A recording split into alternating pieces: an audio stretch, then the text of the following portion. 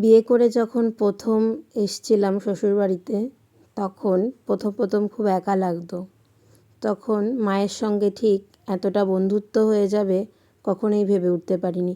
যদিও আমার শাশুড়ি মায়ের সঙ্গে আমার বরাবরই খুব ভালো সম্পর্ক।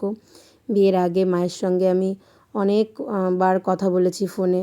তার ব্যবহার, আচার আচরণ সমস্ত কিছুই আমার খুবই ভালো লাগতো, আর আজও ভালো লাগে। যদিও এখন তো বলতে পারো সে আমার শাশুড়ি মা থেকে মা হয়ে উঠেছে। আমি কখনোই বলতে গেলেও মুখে বাধে যে এটা আমার শাশুড়ি। আমি সবসময় মনে করি এটা আমার মা। তো সত্যি বলতে এরকম একজন মা যদি সাথে থাকে, মনে হয় না দ্বিতীয় করে আর নতুন কোনো বন্ধুর প্রয়োজন আছে বা বান্ধবীর প্রয়োজন আছে। কারণ মেয়েরাই কিন্তু মেয়েদেরকে হিংসে করে, কিন্তু মা কিন্তু কখনোই নিজের সন্তানকে হিংসে করতে পারে না। তাই সবার আগে মায়ের সঙ্গেই বন্ধুত্বটা সুন্দর রাখা উচিত আমার মনে হয়।